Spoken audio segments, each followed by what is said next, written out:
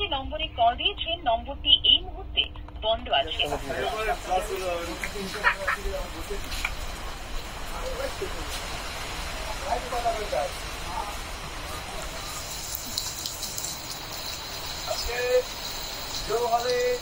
সমুদ্রের আগমন ঘটেছে,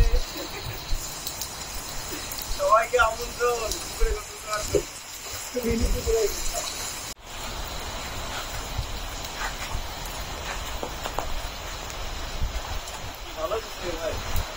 হ্যাঁ দেখো, আপনার ছবি তুলে না, আরে ভাই আসুন, যান সেই ভালো না।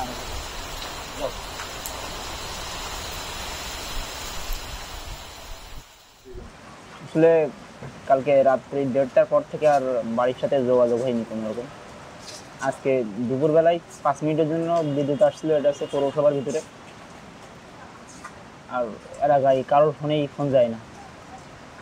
সকাল থেকে চেষ্টা করতেছি, কালকে রাত থেকে চেষ্টা করতেছি, কিন্তু পারি নাই কারোর সাথে যোগাযোগ করতে।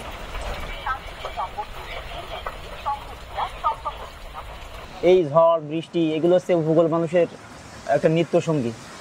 এখানে যখন বসে আছি তখন দেখি যে অনেকেই মাঠে ফুটবল খেলে, সবাই বৃষ্টিতে ভিজে আনন্দ করে। হ্যাঁ, এমনি সাধারণ যে ঝড় বৃষ্টি সে সময় আমরাও আনন্দ করি, আমরাও যখন গ্রামে ছিলাম তখন আনন্দ করতাম।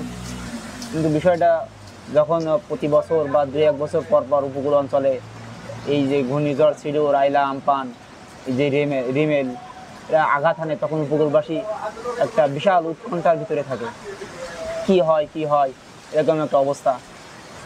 যারা আছে গ্রামের মানুষ তারা ঝুড়ি কোদাল নিয়ে বাঁধের উপরে যে বসে থাকে, যে এখান থেকে হয়তো ভেঙে যেতে পারে। এখানে ছোটোবেলা থেকে দেখে আসছে এটা একটা ঝুঁকিপূর্ণ জায়গা, নদী ভাঙন, যার কারণে এই যে রাস্তাটা থাকে না। তো এই 10-15 বছর ধরে ওইভাবেই আছে। তো কালকে রাত্রি থেকে এখানে মানুষ যে ঝুড়ি কোদাল নিয়ে একটা ছোট করে আইল দিয়ে কোনোরকম পানিটা ট্যাকেল দিয়ে রাখছে। যদি আজকে দুপুরে জোয়ার অথবা রাতে জোয়ারে যদি এটা প্লাবিত না হয় তাহলে হয়তো গ্রামের মানুষগুলো এই বন্যা থেকে হয়তো বাঁচতে পারবে। তো এই যে একটা উৎকণ্ঠা, এই উৎকণ্ঠার ভিতর দিয়ে মানুষের জীবন কি হয় কি না হয় সব সময়। আরও একটা বিষয় হচ্ছে যে এখানে ওই অঞ্চলের মানুষগুলো সবাই চিংড়ি চাষের উপর নির্ভরশীল। তো তাদের এই চিংড়ির ঘের প্রচুর টাকা তাদের ইনভেস্ট করা।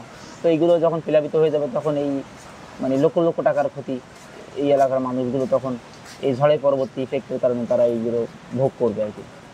এভাবেই জীবন যায়, এভাবেই যারা এই বেড়িবাঁধ বা এই যে এগুলোর সাথে জড়িত তারা আসে, দেখে, যায়, কিন্তু ওইভাবেই কোনো সুষ্ঠু সমাধান বা একটা দীর্ঘস্থায়ী কোনো সমাধান ওই এলাকার মানুষ দেখে না।